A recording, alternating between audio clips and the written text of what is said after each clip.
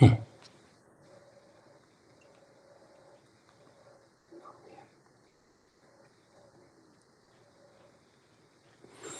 did you do here?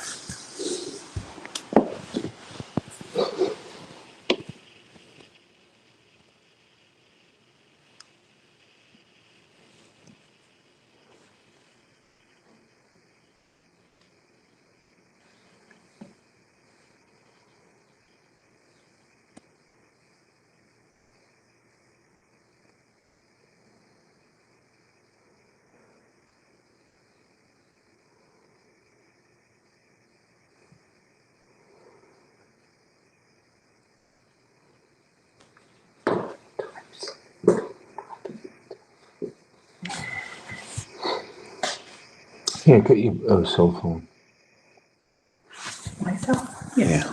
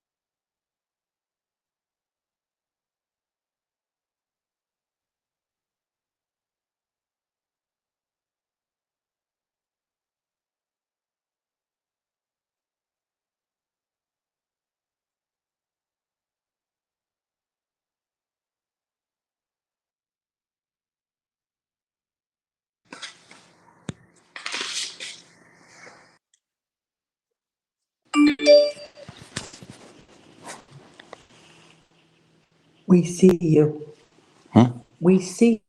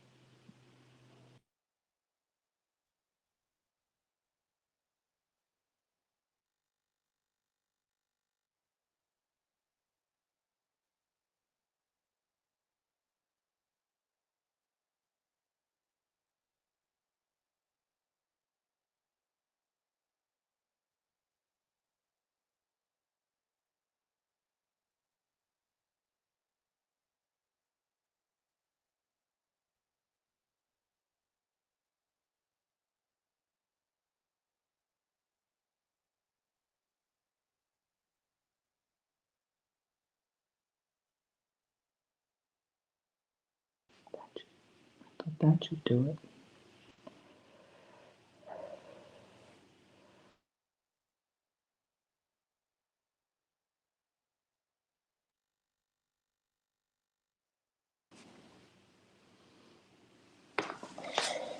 I can't hear anything here. Can you? Let me see. Let's see. Yeah, let me sit down and play with it.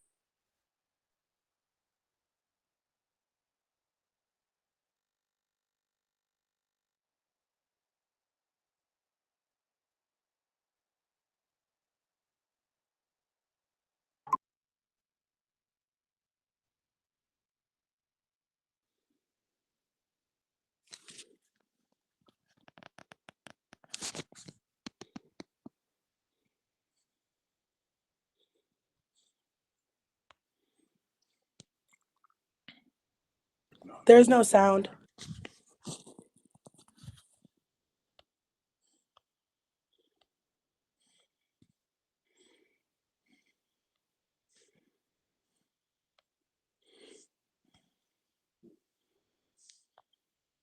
See, they're talking and I can't hear anything, so this is like valueless here.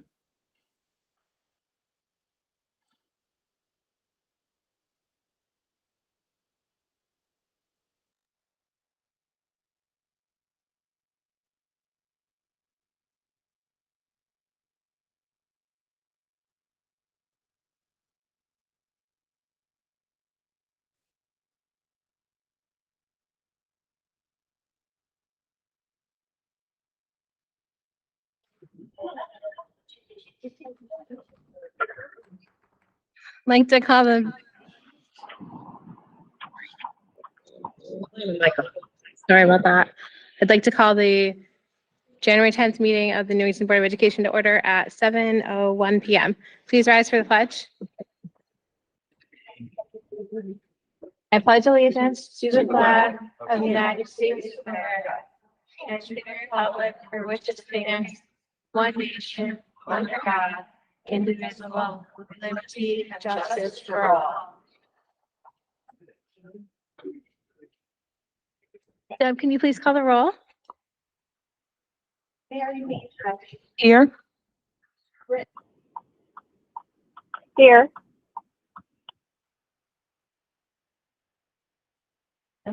Here. Here. Here. Here.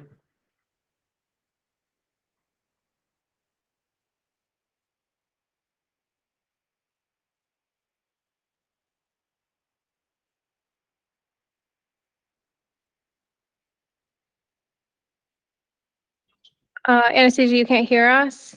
There's no sound. So I could see your lips move, but there's no sound. Check.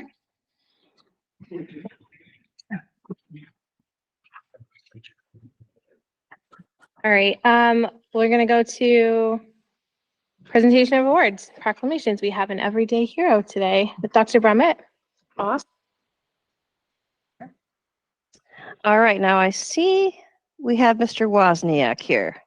Do we have Jessica here? We do not. Interesting. Not online either? Okay. Well, we have a little twist of fate here. And I don't know if you know this, Mr. Wozniak, but you nominated Jessica for an Everyday Hero Award and she nominated you. So I guess since you're the one here, I will read your nomination and then we'll do her second. So Mr. Wozniak, a fifth grade teacher at John Wallace, has been nominated by a paraeducator, Jessica, oh boy, I'm going to blow this last name, Glykokokalas. That's hopefully close. Miss G, I like it. Mr. Wozniak is an incredible teacher. He consistently keeps in mind the varying levels of students in his classroom, modifying and supporting for the students that need it, and rewarding and recognizing the efforts of students that are on task and focused on their work. He's one of the few teachers that I've seen that takes the time and effort to recognize the students that are coming to class prepared, staying focused, and completing their work, all while providing support to those that need additional support to complete tasks. Mr. Wozniak shows time and time again that he's committed to helping each and every student in any way that he can, going as far as to take his own time to make changes and suggestions to students' behavior plans in order to help these students to do to the best of their abilities. Not only is Mr. Wozniak's attitude and commitment to his students incredibly inspiring, he's also an essential part of the fifth grade team. He is always willing to listen and support staff members in any way that he can. He's given me, as a new paraeducator in the district, advice, support, and guidance any chance that he's had. I've also seen him to be a sounding board and a huge support of the other staff and teachers around him. So why don't you come on up, Mr. Wozniak, to receive your award.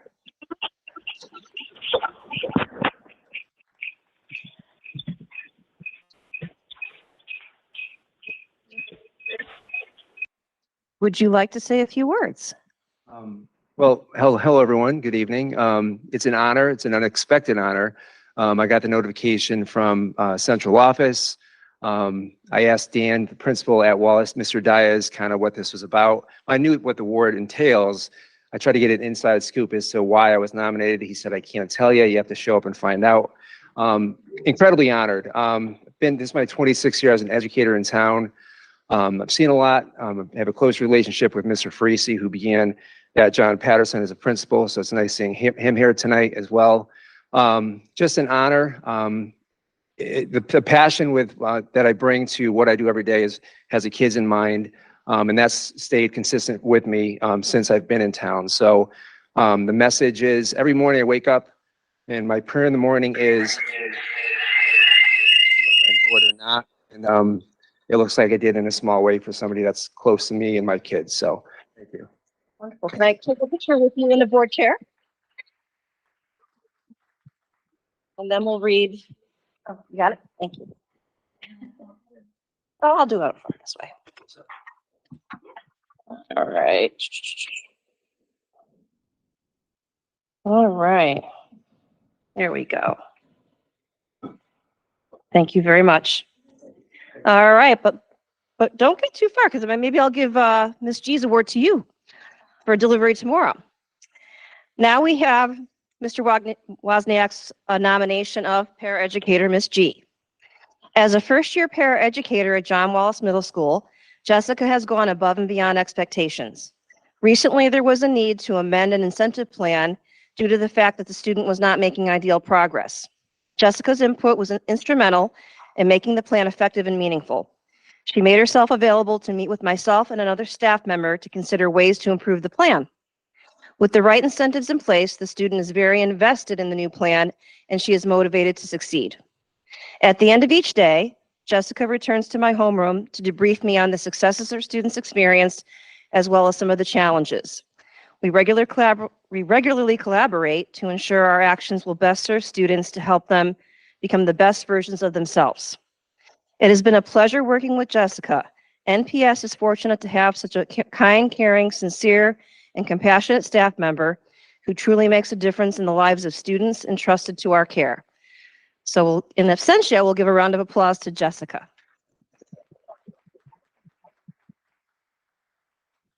And I just want to add, as we all know, retaining and cultivating strong paras is one of our goals in the district. And it sounds like that we have done that in this case, that you've given her a lot of support. And in turn, there's a good rapport and relationship there. So I appreciate that from sort of our central office perspective of making sure our paras get the support they need and the feeling valued, which it sounds like this is true in this case. So would you be so kind as to deliver this award to her tomorrow and let her know we spoke so highly of her today?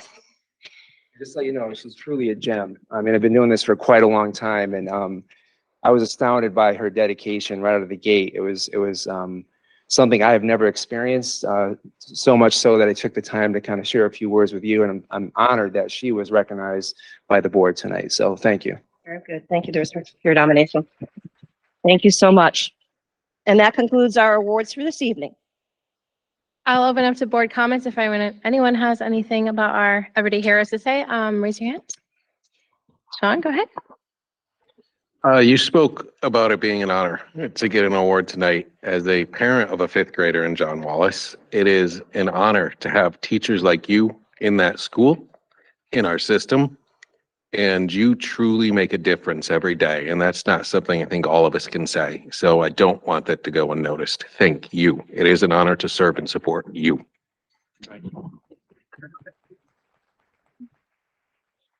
Mr. Sharma.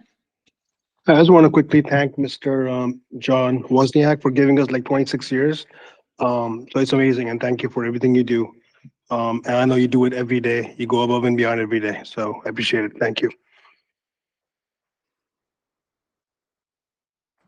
Ms. Beatrice. I'm going to keep it brief as well. I just want to thank you for your long service to the students and the community at large. We couldn't be the best school system possible without dedicated teachers and staff such as yourself. So a deep, thank you and a deep gratitude. It does go so far and sometimes doesn't always receive, it's a hard job, doesn't always receive the recognition and a full appreciation of how important and how much of a difference you make, not just in our students, but I was struck by how you mentor other staff members as well. So again, thank you so much for your dedication for our kids and to our community. And Miss Yap? Hi, I want to say thank you so much, John and Jessica. Thank you for your dedication to our students in our school. We wouldn't have such a great school system if it wasn't for people like you. So just to echo what everyone else says, thank you. You are appreciated.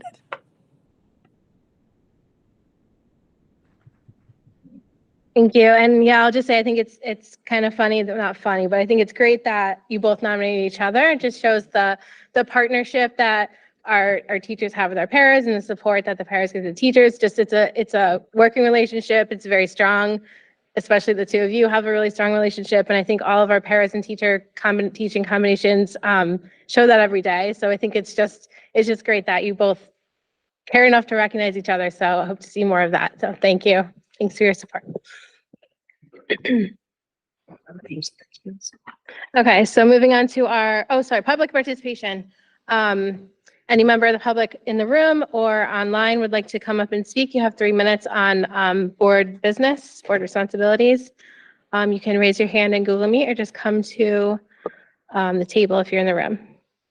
Mr. Dias? Oh, sorry, we should have given him an opportunity to speak. Go ahead, Mr. Dias. Sorry, I kind of jumped the gun on the public participation. I just want to say, congratulations to John, congratulations to Jessica. John, kind of exudes the climate that we hope we have at Wallace. He just, if you happen to go into John's classroom, you'll see students just, in a safe, positive, comfortable environment, and they're working usually all in small groups on different tasks and activities. And, John truly runs a student-centered classroom, and that just shows. So, he really is some of the best that we have in Newington Public Schools. So I was so happy to see him honored here today. And Jessica as well has really jumped in, from the beginning, and you hear just the collaboration. I think it's a good insight onto how our teachers and our paraeducators collaborate every day to focus on our students, from changing behavior plans to updating how they're doing and, what they need, and having dialogue and discussion around their successes and some of their needs. Just goes to show this collaborative, environment that we create here in our district, and both, play huge roles in the lives of these kids. So kudos to both of them. Congratulations, and very well deserved. So it's an honor to be able to speak on their behalf. And, for both of them, we are going to see continued success, and I want to thank them both so much for their time, dedication, and efforts for all of our kids at Wallace. Thank you so much. Does anyone else from the public want to speak?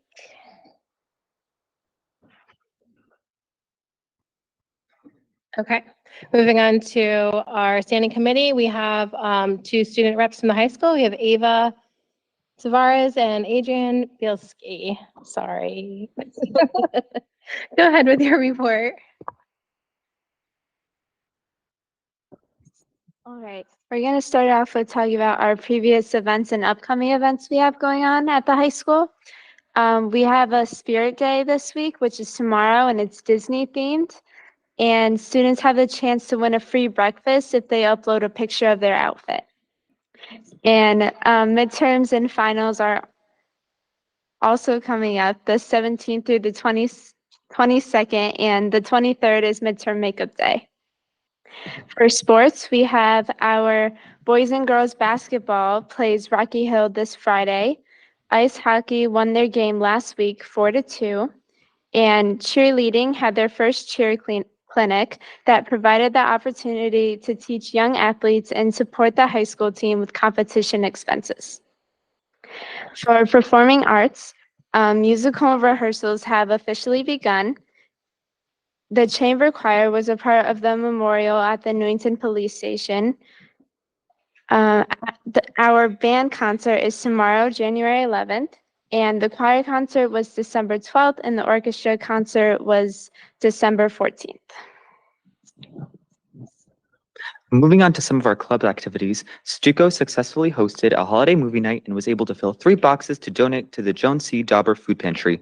We will also be selling Valentine's Day candygrams in February and is currently planning a field trip to the House of Bread in Hartford to help provide meals for the hungry and homeless.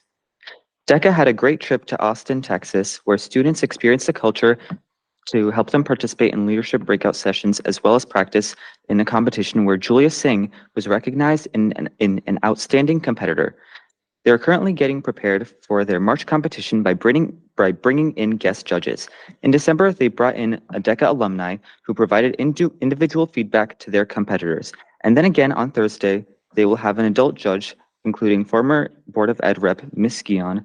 On January 24th, they are collaborating with FBLA to provide our students with a speed networking event to collaborate with future careers. If anyone is willing to help judge at the state competition, they are looking for help on March 6th. Anyone can email Ms. Miller if they have any questions. FBLA is hosting a Winter Wonderland dance on Friday, February 2nd from 7 p.m. to 10 p.m. in the NHS cafeteria/gym, and tickets are $10. National Honor Society is running a Dog Essentials fundraiser and is working with One More Chance Private Dog Rescue. They're asking for toys, treats, collars, leashes, harnesses, and sweaters to be donated, and donations can be dropped off in the main office or Doran House. The math team also has an upcoming competition.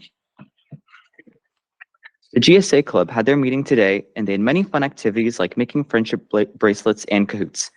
The book club is currently reading Heroine by Mindy McGinnis to prepare for their upcoming meeting on February 8th. Stop the Stigma Club is working on fundraisers and activities for Mental Health Week. Latin Club celebrated Saturnalia, which is an ancient Roman festival celebrating the Roman agricultural god Saturn. Students also dressed reindeer, penguins, and snowmen in Roman togas. The HOSA Club is preparing for their competitive events for their upcoming CT HOSA Leadership Conference. And finally, the Crochet Club is teaching new students how to crochet, and existing crocheters are creating worry worms to distribute to support staff to hand out to students to use as a quiet fidget. So finally, we have our middle school concerts also coming up. Martin Kellogg is having their choir concert January 16th and their band concert January 18th. And combined with Wallace, they have their orchestra concert January 30th. For Wallace, the choir concert is January 17th and the band concert is January 25th.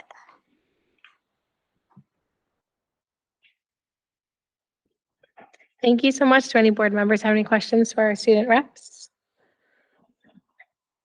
Mr. Holler. Not so much a question, but a comment. Number one, thank you for being here. It takes a lot of courage to sit in front of a big table and a board and in front of the public, so thank you. Just remember that you're the most important people in the room. None of us are here without you, so thank you. Really happy to hear about the stuff going on with DECA as a former member myself. I like to see that moving in the right directions. I didn't appreciate it at the time, but as I got to an adult, I realized how much of that learning actually helped me in the business world. Oh, it just, it actually made sense. In the chair clinic, I believe it was a few weeks ago, and I think my daughter participated in that, my youngest, and she absolutely loved it. So I'm great that it raised money, but it was also great for the kids too. So thank you for the report. Ms. Yap? Yes, I just want to say thank you so much again. I know you guys, it's a school night and you guys sacrifice so much, so I do appreciate you. I'm excited. One of the things you mentioned was FBLA. I was a member of FBLA for a long time, so excited to hear that you guys are going to have your competition. And I just want to say thank you again for taking your time out and being here with us. We do appreciate you. Yeah. Anyone else?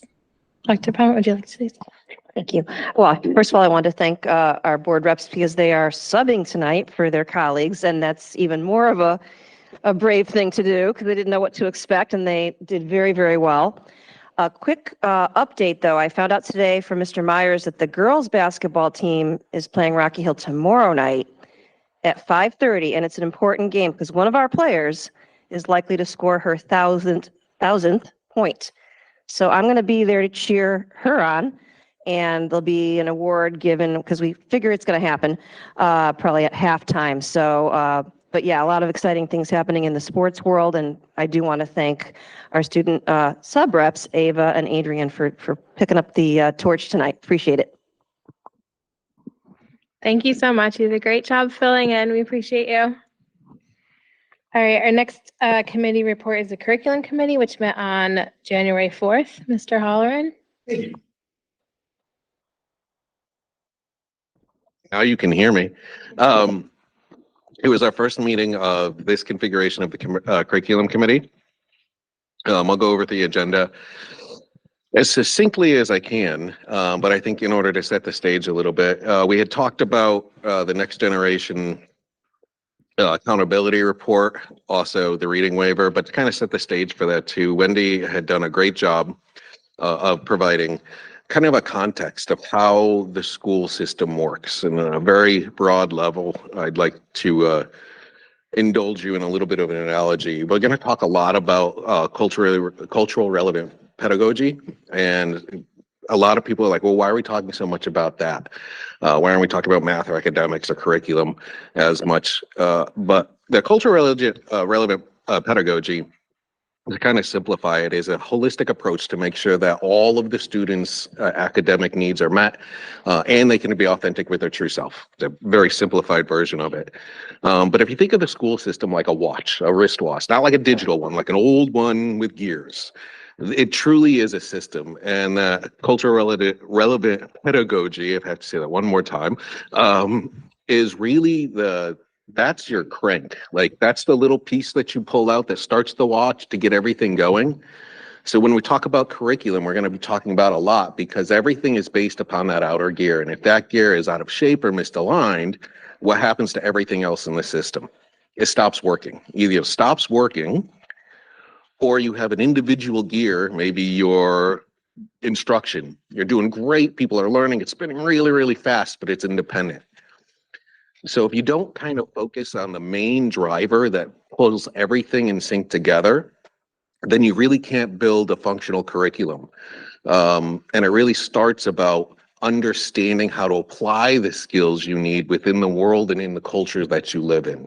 So if you think about it, if you have that main gear out of sync, and you've got one gear that's working really, really well, that's like mastering a skill or a tool, but having no clue how to wield it within the culture or the society or the workforce that you'll be joining.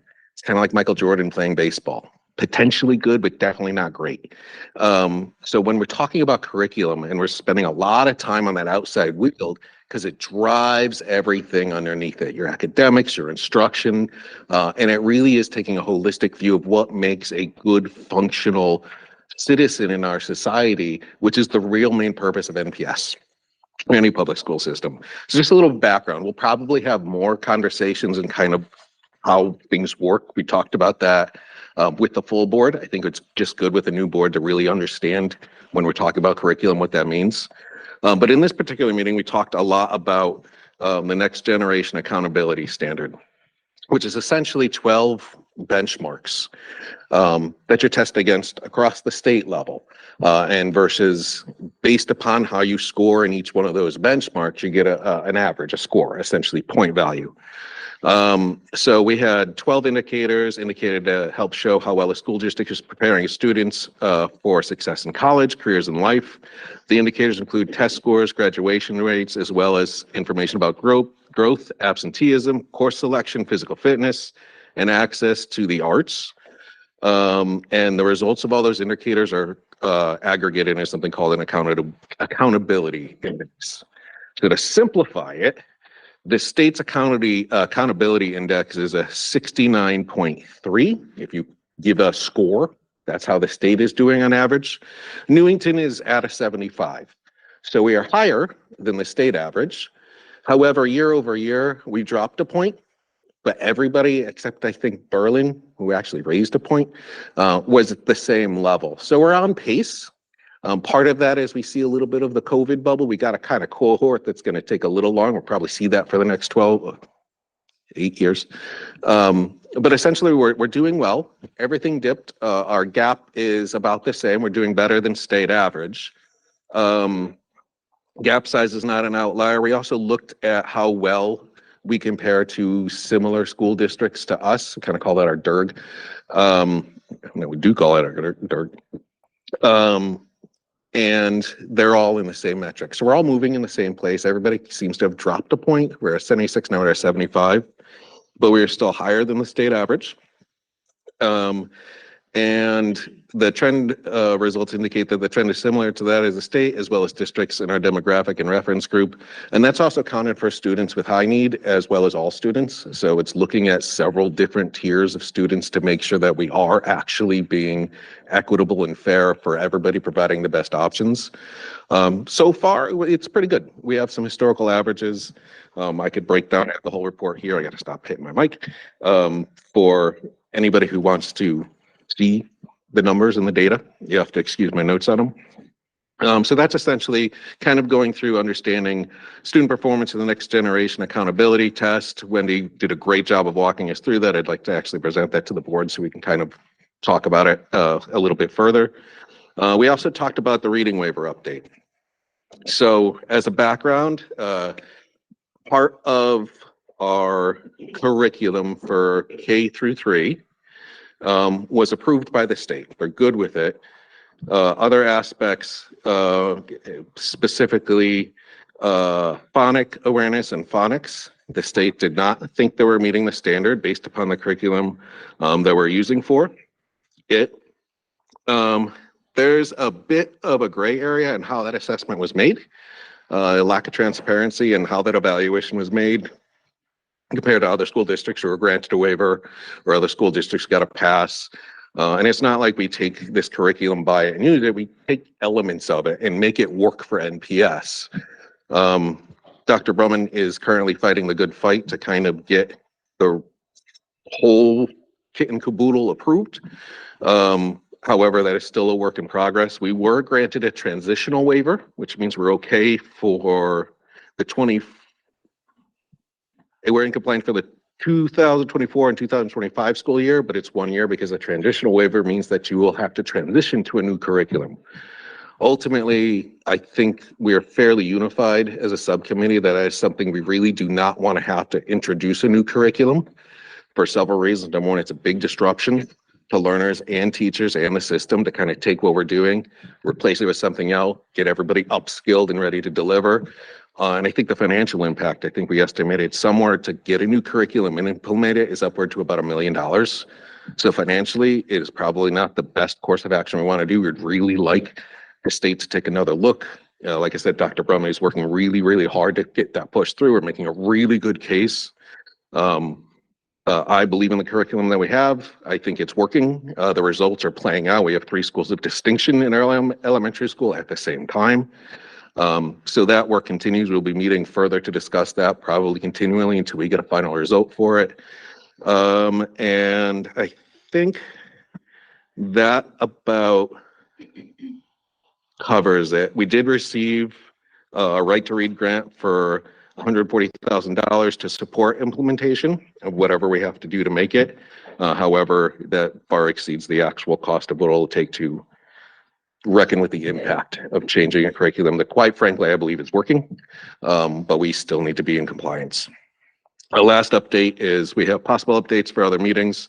We're going to continually talk about student performance and a reading waiver, textbook adoption, updated graduation requirements, and updates on curriculum revisions, as well as kind of a general understanding of how it works with the full board rather than a subcommittee, because I think we would all benefit to be on the same page.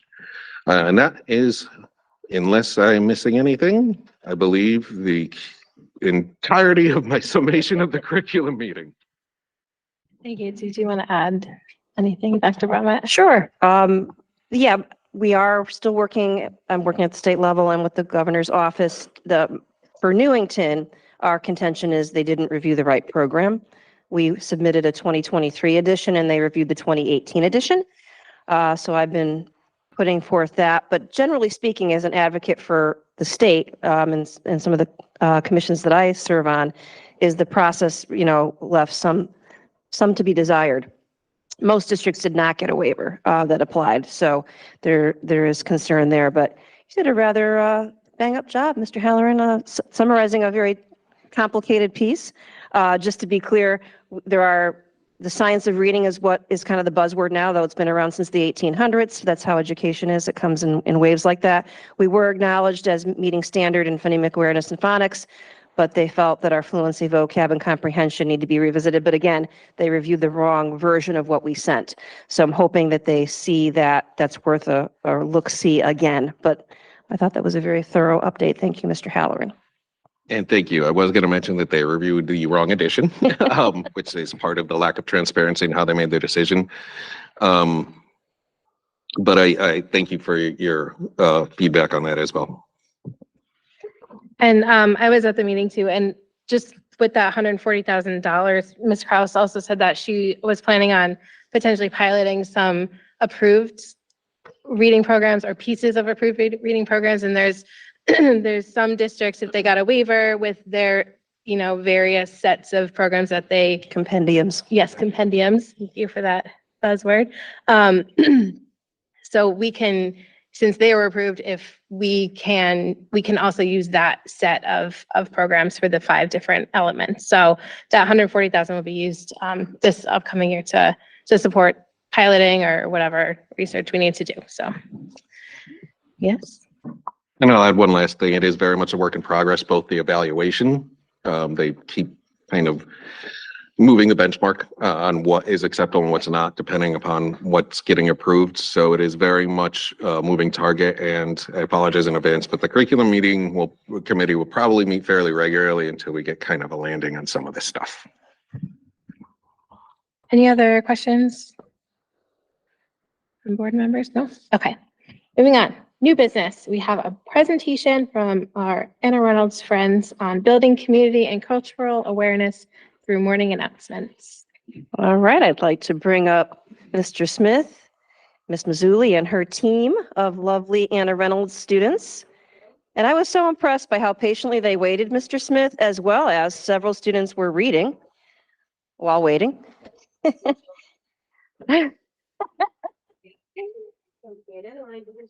So I'll let you do an introduction, Mr. Smith, and you can let me know when I should run the video.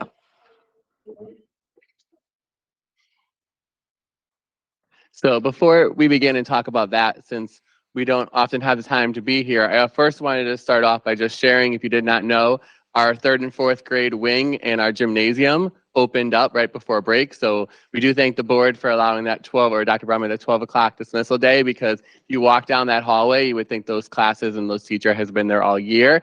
I just have all 4th graders up here with me, so I didn't know if any of them wanted to add anything about the new rooms or the gym and what they've seen so far or what it's like. Anybody want to say anything? No? So they are all moved in. And then the other thing I'm going to tell you about Anna Reynolds is starting tomorrow, Mrs. Batcho is going to be bringing her therapy dog to school. So Archie will be a new member of the Anna Reynolds team. So I'm sure Dr. Brummett will have some updates in her picture, in her weekly update to be able to share, but that's going to be starting up. So we have a new friend joining us. But just to give you a little background about our morning announcements, these started right before COVID, where students would get on the loudspeaker and give a very brief kind of update. And then during COVID, I started with using Google Meet to do one for the whole school to kind of bring us together as a community, just get us all together, whether students were at home or in person, to really help build community. And then Mrs. Massuli was like, I'm taking this over and I'm going to go places with it next year. And our students have really now taken it over completely to just go beyond building a sense of community as a whole school coming together, but also bringing in that cultural piece and really helping students be able to showcase who they are and celebrate who they are. So I'm going to let them talk, and then they have a video to share with you. So Audrey, go ahead. Good evening, Newington Board of Education members and guests. My name is Audrey, and I'm a member of the Anna Reynolds Student Council, along with Robert, Abby, Ava, and Liliana. As members of the Student Council, it is our responsibility to build community and cultural awareness. Part of the ABCs of Reynolds is about creating a safe and welcoming school. With morning announcements, we focus on the A and C. A. Appreciate and accept differences in others. C. Challenge stereotypes, misunderstandings, and misconceptions. Please enjoy this short video about some of the ways that we introduce different cultures and empower others to share and educate others about themselves, their families, their their traditions and languages, and ensure all feel a sense of belonging.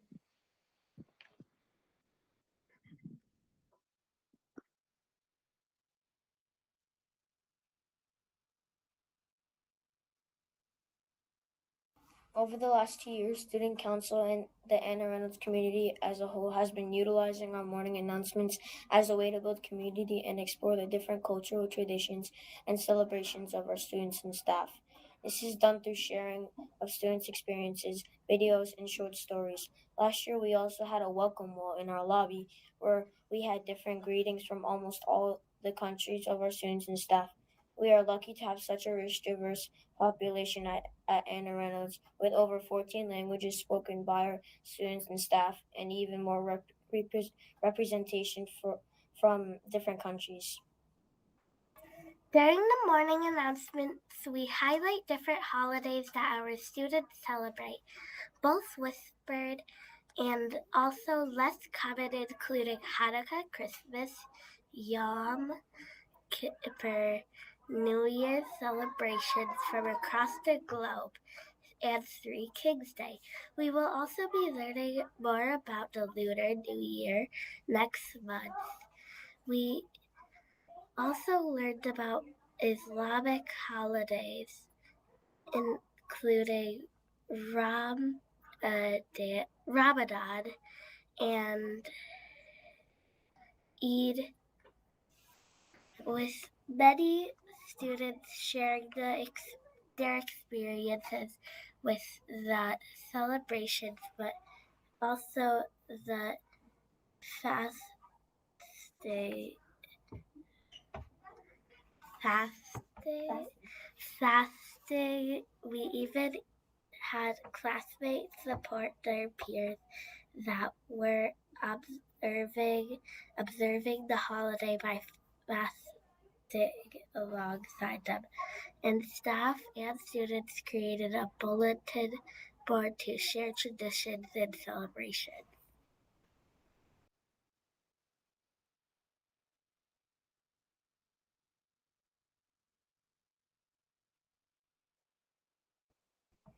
We also use morning announcements as a way to educate ourselves and others about different recognition months. For Hispanic Heritage Month in September, students of different cultures spoke during morning announcements about different traditions or facts about their home country. This also included teaching students and staff their native language. Here is a video from some of the students who shared.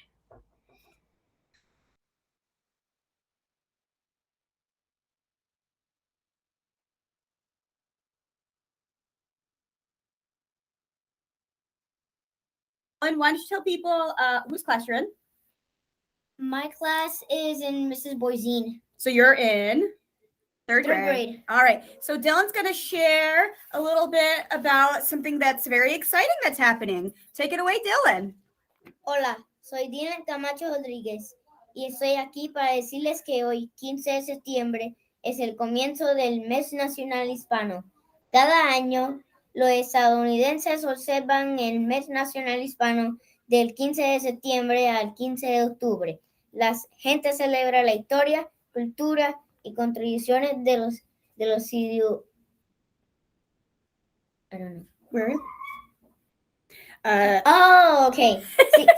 Ciudadanos estadounidenses cuyos antepasados vinieron de los países de España, México, el Caribe y Centro y Sudamérica.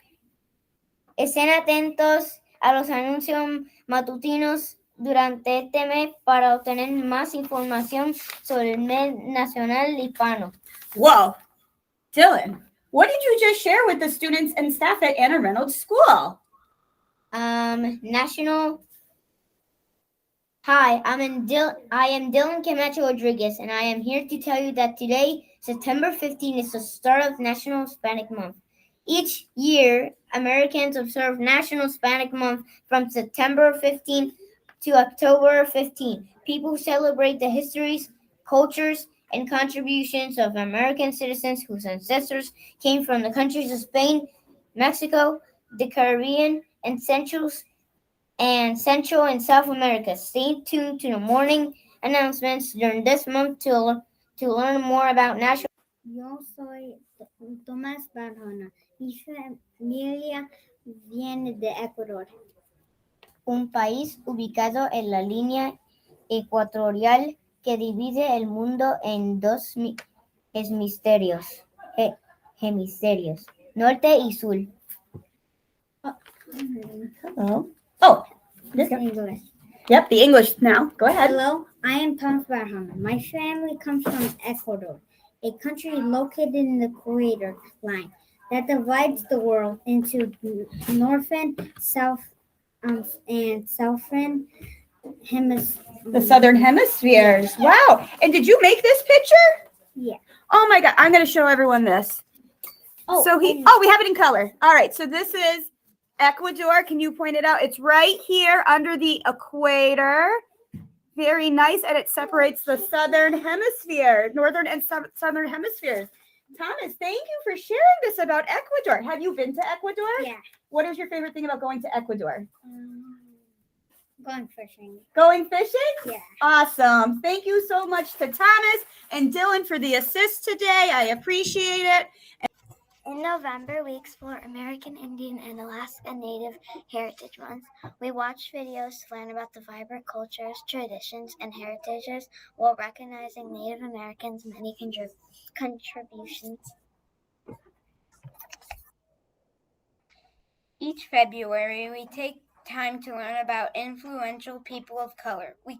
We do this by introducing students and staff to a variety of people, including athletes, actors, scientists, mathematicians, and politicians, with pictures and videos on morning announcements, but also by hanging their photos in our lobby.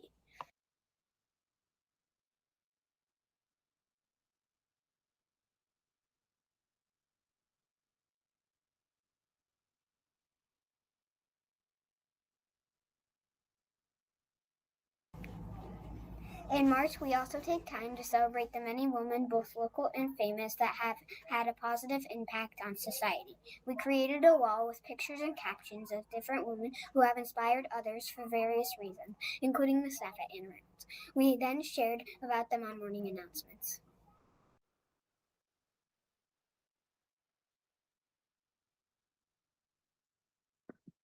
So with this, students could just write on a wall. As many culture celebrations and holidays as possible, and encourage staff and students alike to share with our communities as a whole going forward. We will have plans to continue to create a supportive and welcoming environment to all of our AR families. Not only though our morning announcements, but also creating a welcome lobby, which will include flags and greetings from different cultures, countries, and developing other opportunities for students and staff to share and celebrate what makes us who we are.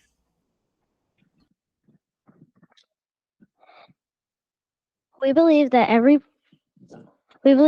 person at Anna Reynolds brings unique experiences and traits to our school, and everyone has potential to learn and grow from one another. Morning announcements is just one way that we are working to build a community and culture awareness. Thank you for your time tonight.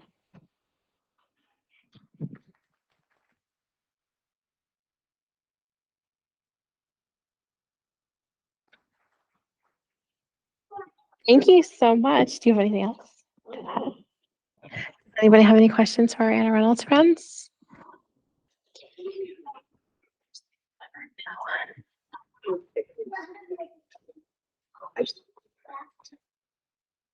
I just want to say that, like, for fourth graders to come out and speak in front of a room of adults, I'm just like super proud of you guys. They put this together very quickly.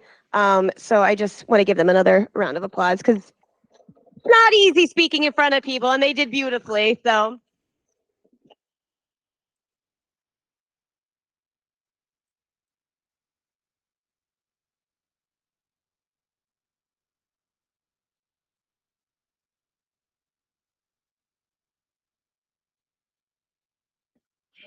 Ms. Weaver has a comment. Just going to add real quick that Mrs. Masuli and the students really organize all of this, and it's really kept to a very brief quick kind of thing in the morning, but the focus of morning announcements is much more about building community and sharing who students are.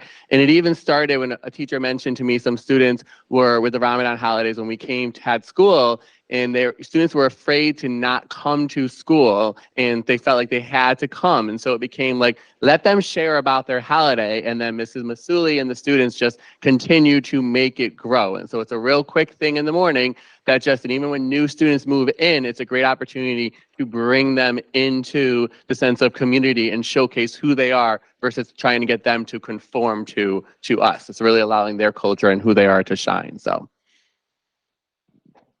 I just wanted to say, so sorry I'm late. When the treasurer tells you you have to go to something, you do that. But so that's just a lesson. But I wanted to just say, great job. As I was coming in, I was like, oh my gosh, I used to do morning announcements at Newington High School. So I definitely see some of you going to be able to do that because you have it done. I mean, I think student staff, guess of Newington High School is like burned in my brain, but I think this is just such a great way to show who you are. So just wanted to say congratulations. You should be really proud of yourself. This is a very big deal. You all look wonderful tonight, and congratulations and really to the parents as well. Thank you for making exceptional examples of our students in our school system. Mr. Halloran? I didn't have questions, but I definitely have a comment, and it's mostly token of appreciation. Really well done, muy bien. Really, really impressive work. I think it's great that we're celebrating cultures and different backgrounds of different people, because when we celebrate all of us, then we celebrate each of us, or vice versa. So it's really important that as you grow and understand that we appreciate our differences so we can work together to find out what we have in common. Thank you guys. Well done. Ms. Petras? I just want to say thank you. I am so impressed. Your kindness, your vision of bringing everybody into your school community is so inspiring, even for adults like me. We are continued to be inspired by how you welcome everybody into your school family. And as Mr. Halloran said, that makes your school community so much stronger, but it makes our whole NPS community as well as our community, Newington as a whole. I am so encouraged and so proud of you and the hard work that you have done to bring everybody together in your school. So thank you so much. Mr. Sharma? I just want to quickly thank everyone. I mean, it's a great idea. Both my kids went to Anna Reynolds, and this is a great idea and a wonderful way to celebrate our diversity. So congratulations and thank you so much. I'd just say it's great to see so many of my Anna Reynolds friends here. Very proud of you all. And Mrs. Masuli, you do so much for student council and the school as a whole. Just in general, I attended the Veterans Day ceremony that you put on and the student council inauguration, everything that you've done, and obviously this presentation today. I think that you definitely bring the community together. So thank you for being here. And thank you all for coming. You did great.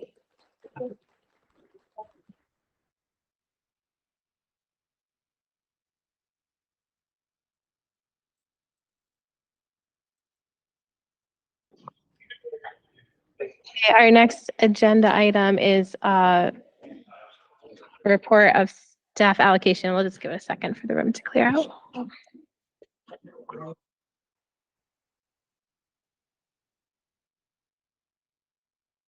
Turn over to you, Dr. Brummett.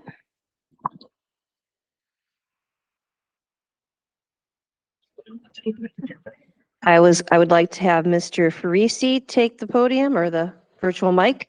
And this is a report that will help the board understand how we have our staff allocated, some of the folks that have come and gone over the last year, and kind of general projections going forward. So without further ado, Mr. Farisi.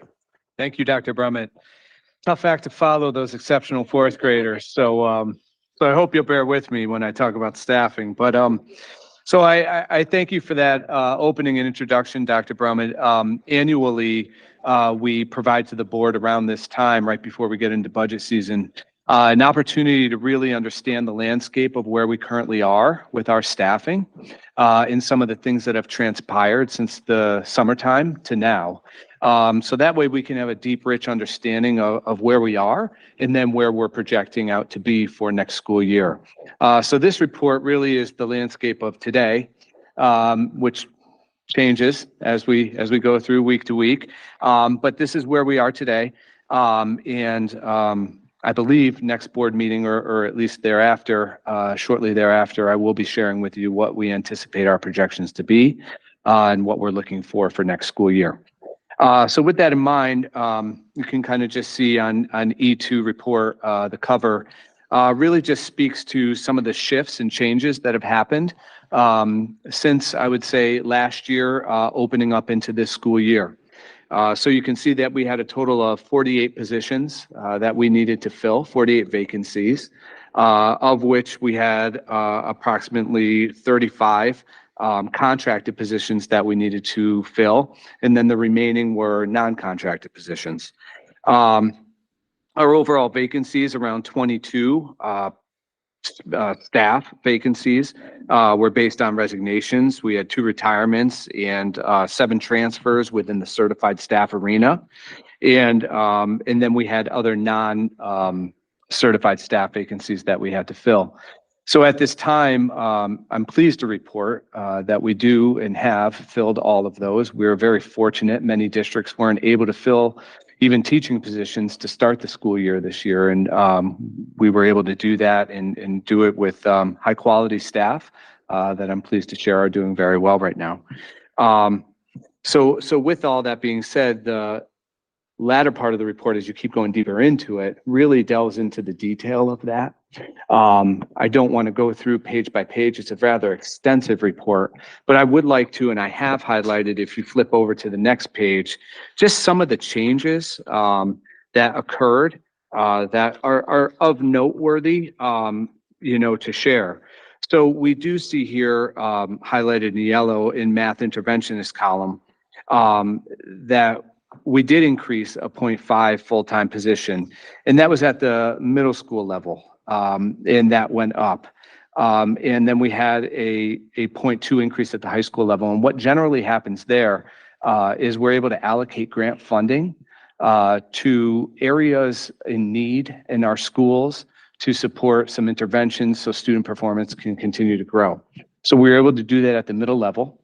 And so that's why you'll see the increase there. And at the high school level, we did not increase in staffing itself, but we reassigned staff to intervention classes. So we took a member of the math department, reassigned them 0.2 of them of their work to intervention work. And so that's why you see an increase there.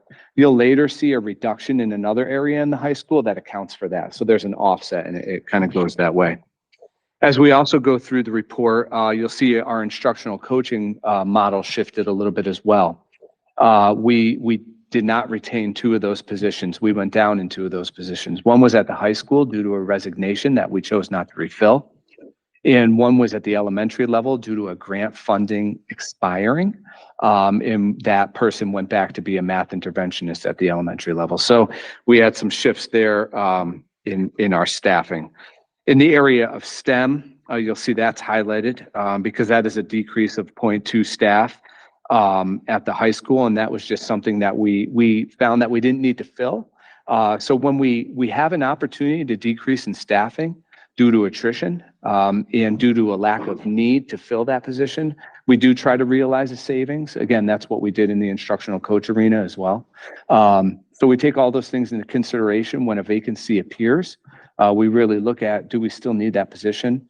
Can we make that work, reallocating staff that we currently have, or reassigning staff that we currently have, or do we need to fill that position? So before we make any postings or any decisions, we really analyze that carefully, and you'll see some of that through this report. In the area of school counseling, we did increase there. That's funded through a grant, and that's at Newington High School. So we had a teacher who actually has her counseling degree as well, but was a former world language teacher for us, Christina Carrier-Redmond. And we got a grant to support an SEL, a social emotional learning school counselor at Newington High School. And so we are in year 1 of that grant, and that teacher has assumed that position. So you'll see an increase there. In the area of special education, That is an increase of one full-time staff at Ruth Chafee School, and a decrease of 0.2 full-time staff in our ESS program at the high school. That has been due, and you'll see that in many of the reports that Dr. Brummett will share and our special ed director will share. We have had an increase in our special education population in order to meet the needs. What we often do sometimes is we'll put a teacher in place and we'll offset that with a reduction in our paraeducator workforce, because we do know that all staff are valuable. But if we can get an educator, a teacher, to work with our students who have an individualized education plan, that we feel that we can help those students make greater gains with a special education teacher. So we try to, whenever we can, to hire a special education teacher. And when we cannot afford to do so, we hire paraeducators to support our students with special education needs. And then you'll just see in the next highlighted section in the Newington High School that there was an increase of a full-time staff for a full year long-term sub that we needed in the social studies department. That happens when folks go out for a full year on a medical leave or a maternity leave. And then we did get that decrease of 0.2 at the high school, and that's for that teacher who was then reassigned to the math intervention that I spoke about earlier, that offset that I spoke to earlier. And that's what those highlighted changes are in our staffing. Otherwise, beyond that, we did not have significant staff changes at all. Those would account for the little bit shy of 2 staff increases that we had overall from the year previous. So that's what we did go up last year. When we get to the next board meeting or thereafter, shortly thereafter, I will share with you what we are looking at and projecting for next year.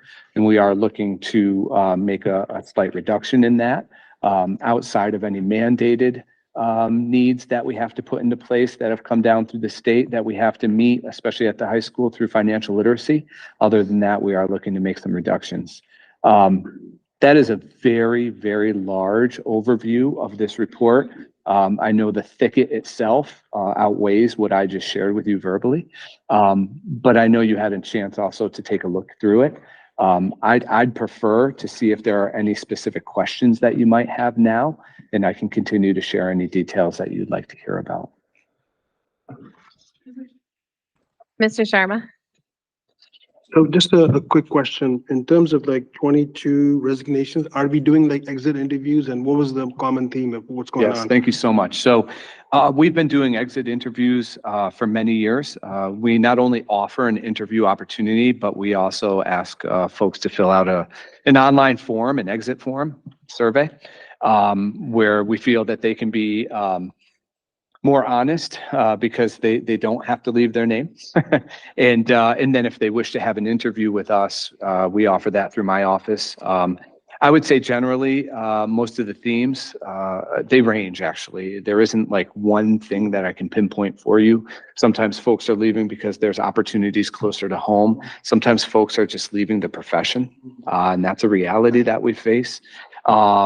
Sometimes folks want to go to a district where they have other opportunities that we might not be able to offer. So when I also ask staff what their desires are for next year, one of the highest levels of desire is to become an interventionist or a coach. Those are the 2 requests that I get the most from classroom teachers, that they would like to, maybe move out of the classroom and become a math interventionist or a reading interventionist, or move out of the classroom and become an instructional coach. So if those opportunities aren't here in Newington, they seek those opportunities in other districts. And so some of the more recent resignations are due to that I've been seeing, and reasons for folks leaving. So I would say it kind of runs the gamut of those areas. I do look at the analytics of it. We're anywhere between 4 to 6% of our workforce that resigned, with that number of 22. Nationwide, we're running at like 28% of teachers resigning and leaving the profession and/or resigning to go do other things. So I think we're fairly low compared to the national, statistics, and I never want to be that. But we always do take a careful look at why folks are leaving, and we do try to work with folks if there seems to be a reason that Newington Public Schools is engaging in something that we could change and do different for them to stay. We try. And when it just either isn't the right fit or there's other opportunities that we cannot offer, we do have these resignations. And a follow-up question, so when we fill these 22 positions, are we hiring step one, or is it, I mean, in terms of salary, is it the same? What do you see? Do you see a trend going up or going down? I wish I could hire at step one generally, but we do tend to see that we are hiring at higher rates. There is a massive teacher shortage right now.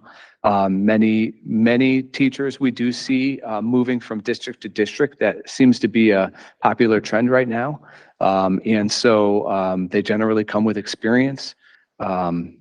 And so, no, we are not generally hiring at step one. Last question, in terms of financial literacy, the mandate, when do we need a teacher? And is it something that's going to be funded, or is it not? It will have to be funded through the Board of Education. And it goes into effect for next school year, for the 24-25 school year. So our district needs one, we need to hire another teacher next year. You will see a proposal in our upcoming budget for us to be able to meet that. We are working with our current staff to allocate as much as we can to meet the need. We are fortunate that we have some classes that meet the need of the financial literacy credential. So we won't be asking for we're going to ask for partial to support the remaining that we cannot manage in-house. Yep, thank you so much. Thank you. Mr. Halloran. Thank you, Mr. Parisi. There's a pretty succinct update. I don't know if I received my copy of that, and that might be on my error. I do want to read through it line by line, because I'm just that type of person. So if I get a copy, that'd be great. The attrition number seems remarkably low. Seems like natural attrition, not unnatural attrition. So I think that's being managed well. But I just want to get a copy of the report. So Absolutely. Thank you. I'm sorry that you didn't receive one. No worries. It is in the agenda packet, Thank you. but yes. Ms. Beatrice. Thank you for the thoroughness of this. I appreciate it. I just have a really, really quick question about grants and funding. And what is the typical timing for funding? Is it a 1 year, 3 year? I'm sure there's differences in for different positions, but when there is grant funding available, does that give us a 3 year bit of breathing room, or is it just quick and boom, boom, boom? Right. So all grants kind of have their own criteria. And so in the more recent years, when you had like the ESSER funds and those types of grants, they did come with either a 2 year or a 3 year opportunity. Some of our other grants are more of a 1 or a 2 year grant opportunity, depending on what it is. And only sometimes certain schools qualify for certain grants. So there are various title grants. And if a school meets the title criteria, then they're eligible for the grant money. So we can only use the grant money on staffing in those schools. And or other resources, because the grant is usually divided into different portions. So a portion of it has to go to staffing, a portion of it has to go to resources or materials, a portion of it might have to go to professional development for teachers. So it really spells out for you how the monies need to be used, and then you can allocate accordingly. With that being said, I would open that question up to Lou or Dr. Brummett if you would add anything to or correct anything that I've shared. No, I think you're very accurate. The only thing I would add, and certainly the board will hear more about this during budget season, which is fast approaching, is the ESSER grants. Those that were COVID related are going away completely. So you'll hear the term funding cliff. But what Mr. Parisi mentioned are ongoing grants such as Title, IDEA, which covers special education. The grant that was mentioned for that school counseling position is a 3 year grant. So the time frame varies. The Right to Read grant that Mr. Halloran referenced is I think we have a year to spend that money, and that's $140,000 to a very specific reading materials. So there's a wide range of grants, but it's a great question, and we do show the board through the budget process all the grants that we have and how they impact the budget, usually in a positive way, because it's less money that the board has to put forth. So more to come on that, but Mr. Parisi hit the nail on the head on the most common grants that we deal with. Thank you both. Go ahead, Ms. Weaver. Thank you as always, Mr. Parisi. Question, it's page 12 in my packet, but it's with reference to the staff allocation by building. I was just hoping if you could expand or just kind of detail. There just seems to be a drastic difference between John Patterson staffing versus the other elementary schools. And it looks like per the special ed one, so I just didn't know if there was a specific reason for that or there was a greater need in that, if there was just, John Patterson. yeah, like it looks like they have just for this current year 43.85 versus low to mid 30s for the other districts. It should be right before that, up a little bit. Yeah, go back up. Yeah, so yes, and that is absolutely accurate. And there are a couple of reasons for that. Number one, Patterson is our largest school at the moment, but we also are housing at John Patterson, 2 preschool programs, so additional Okay, I wasn't sure if preschool it was programs. the preschool, yeah. So Anna Reynolds, due to the construction, was moved over to Patterson. And so that accounts for the additional classrooms that are over there that are, while Anna Reynolds is under construction. Once that is all settled, they will all go back and those numbers will That's where I thought, okay, I was like, that just seems, I said, that looks like preschool numbers to me. And then just a follow up on the like NESDEC numbers, the Yes. ones in this packet are from this past year or current, we're waiting for the next one. Just curious because my line of thinking here is with the new developments, is that incorporated into these? So I'm so happy you asked. I know you always are. And I'm happy I prepared for this. So what you have now in the NESDEC report that is currently in this packet is the NESDEC report that accompanied and brought us to where we are today. We do have the NESDEC report that brings us to tomorrow. And that will be in the next report that I share, but I can give you some of that preliminary information up front, no mind. And what I would share and I would refer you to is page 1. So if everyone wanted to come to page 1 of the report, at the very, on the last sentence, opening with lastly, if you could go there, at the very end of that, you'll see that our enrollment on October 1 was 3,871. Does everyone follow where I am there? So that's our enrollment as of October 1, 3,871 students in the Newington Public Schools. So what we're anticipated for next year is 3,879. So that is the anticipated enrollment for next year. So that would be, right, 8 more students, okay? And then on top of that, that is, I'm sorry, let me just repeat that one more time. We are anticipated for 854 students, 3,854. That is a reduction, but we will declare 25 seats for open choice students to enroll in the Newington Public Schools. That'll bring us to 3,879. This 3,871 students that you see in this report is inclusive of our open choice students. So it already has that number in there.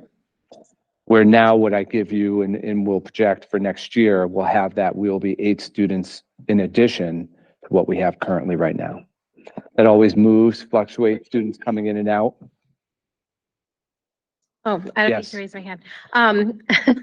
So you said for next year, we're going to open or declare 25 open choice. We are. And this year we have like 120-ish? Right now we're at 115. Okay. Mhm. So we're going to declare less seats. What is that? And maybe we can. 25 total open choice.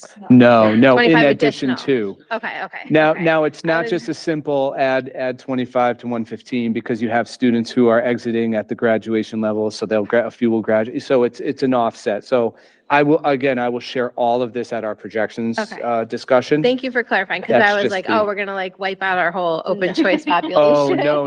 Okay. No. Right. No. I know, the funding is really. Okay, Ms. Beatrice. I know we just talked about talking a little bit more next time about projection, but I just have a quick question about changes to pre-K and kindergarten. How does that, or how are you thinking that might reflect in this figure here? Sure. So we are currently, as many of you may have seen, we currently put out there to the community an opportunity to engage in a waiver form. So I think as of this morning, we had 29 families request a waiver application. So that's the number we're at, 29 right now. It's open through, I think, February 1st. And so we would have those students come in. We will assess the students and then determine those who are kindergarten eligible, and those would be calculated into the numbers. And then for those who aren't, we might see a reduction in our kindergarten classrooms. We might see an increase in our preschool classrooms. So it might just kind of rebalance itself out. And that would just be a bubble for 1 year. So we just need to realize that. So the following year, it will renormalize. So yeah, we are currently, watching that carefully. I don't have the total crystal ball on that one, but we are watching it carefully, and we have to see how the assessment pans out as well. How many students make it in, how many don't, and how many kids it impacts. But we do anticipate about a third of the kindergartners would not be eligible, that would have been eligible due to the age change, which would make them need to continue in preschool. But then with those who pass the waiver, we'll see how many that is and then what that offset is. Thank you.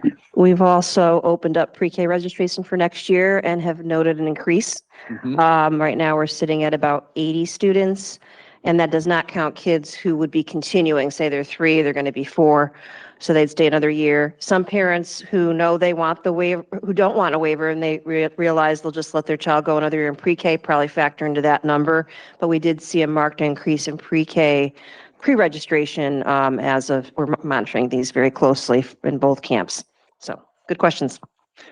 And so I would want to put out there, because I think it sounds natural when I say, potentially a third of the students wouldn't meet eligibility criteria. So that market number increase in pre-K, we would just shuffle a teacher there. It wouldn't be as if we would be able to reduce at this point a kindergarten teacher based on this. We'd really just reallocate and then be able to, and yeah, all that. So in the next question, I believe, was about the impact of the developments that are going up in town. So currently, many of the developments are still either under construction or just about to receive applications for residents to apply to live there. So for example, on Cedar, the 2 developments that are going up, the rather larger ones, one right next to Dunkin' Donuts, I believe, on Cedar, and then one, the old Crest Pontiac, and then one closer to the kind of Starbucks gas station area over that area. Both of those are still in the construction phase. I have not seen the opportunity to apply for the apartments yet come out that are over near kind of the Starbucks area, near the CT Fast Track, but over near the Dunkin' Donuts. Applications for those apartments open in May 2024, so coming up soon. So that means they may start putting folks in there and the families in there in the summertime, and that may start to have an impact. I'm not sure if that's a phasal approach, but it all looks like it's kind of relatively at the same time. When I drive by there every day. So I don't know. I did ask the town to give me some information on that, and I'm still waiting for that to come in. But when it does, I'll give an update at the next board meeting on where we are with all those. Those 2 apartment construction buildings will impact Reynolds, Kellogg, and the high school. They're anticipated each to be approximately 23 students and then 50 students. So around 80 students total. And again, depending on who moves in, we don't know which school will be impacted the most, if any, if it will be evenly distributed. We'll have to find that out as we come. We have 2 ways of monitoring that. One is through NESDEC, because they look at all upcoming construction. They do all the projections too. So those numbers theoretically are somewhat built into the numbers, baked in their statistical analysis. But equally, as folks register with the Newington Public Schools, I'll take that information right out of Power School and through our registration office at the high school and just monitor that, right? Where and what impact is it having? And And then equally, other complexes that are going up are either under construction and not due to kind of go online for another, 6 months or so. And at that time, we'll monitor and see what impact they're going to have. But those would be more over on the John Patterson, Wallace High School side of town. That's where the impact is there. Yeah, thanks. I just wanted to see how much it was baked into that number and just curious how much we have to kind of account We for give all ourselves. the information Yeah. in NASDAQ. We gave the projections that the company that the town used to give us, but they also use their own. So yes, we provide them with all the information so they kind of build that in. And obviously in art and science. So thank you so much. And then just kind of a last question for me is for the 5 positions that we had with Esther, is that right? I just probably a Maureen question, but those are ones that we would like to keep, obviously, to not only originally kind of recover, but then accelerate learning, given the pandemic. And I think they've become crucial positions. So just kind of wanted to put that out there before budget season, that these are positions that are not 100% new this year, but are kind of from the pandemic and things that we need to continue to fund. Yes, you'll hear at budget presentation that there are positions I'd like to retain. Yep. And we've been saving our pennies wisely. We are retaining about 400,000 of ESSER money that we can apply to next year. With limited ways we can do that, but Lou has cultivated a way to do that. So more to come at budget time. So exciting. Thank you. Are there any other questions or comments? Oh, okay. Thank you all. Thank you, Mr. Farisi. Okay, that brings us back to public participation on any matter related to board business. If you're in the room or online, you can come speak to us for 3 minutes. Raise your hand if you're online. Okay, seeing none, we can move on to remarks by board members. Ms. Weaver. Just want to apologize for being late. We had the Investment Advisory Council. My job is at the Treasurer's Office. So good news though for teachers, your pensions are doing well. So that's at least still good at that. And I just wanted to say, great job. Thank you, Maureen, for bringing always highlighting some of our community aspects. I think when we talk about equity kind of in action, we see it and seeing it through the lens of our students. It's so helpful for us as board members, but the community as well, to just see real life examples. And I think it's just wonderful and absolutely adorable. Ms. Beatrice? 2 quick questions. The first is just for everybody's kind of background a little bit. I had a conversation with Town Councilor Matt Plourd a week or 2 ago, and we were talking about the good work that our student liaisons do for the board. And we were talking about the possibility of maybe introducing a student liaison for the town council. So something maybe for all of us to kind of think about a little bit. Town Councilor Plourd has offered to be whatever staff support, if you will, necessary. And I also am willing to support or mentor in any way that I possibly can too. We feel obviously and thank very much the hard work that you guys do. But we feel it's really important for all of our students to understand municipal government and how it works and how we participate and how our voices all matter, not just at the board level here, but also at the council level as well. And so it's just another opportunity for our students to engage with, how things happen in our community. So just a little bit of food for thought there. The second question that I had is I had a community member reach out to me regarding grant funding for lunches in some healthy choice lunch programs. And I'm just wondering if there has been any movement on the food services side of things, or any more information that we can gather, or whatever we can do to kind of help move that conversation forward a little bit. Thank you.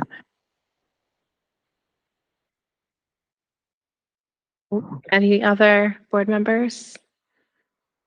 Did you want to respond?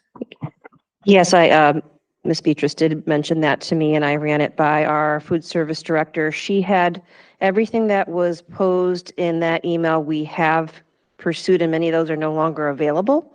Positive update about our lunch program, though, or really our breakfast program, as we are now piloting a breakfast program at Green. Over 100 children are participating on a daily basis, far exceeded our expectations. And the real neat part is that some of our student safety patrol are helping with the process. So if it takes off at Green and the regulations stay the same, then we can get it going at every school, and it very well may be free next year.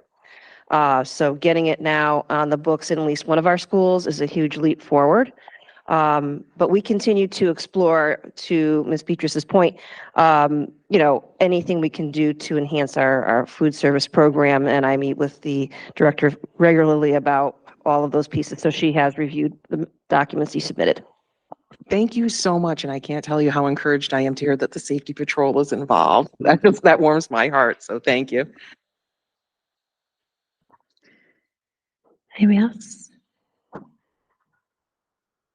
Motion to adjourn? Second. All in favor? Aye. Aye. Bye. Thank you, everybody.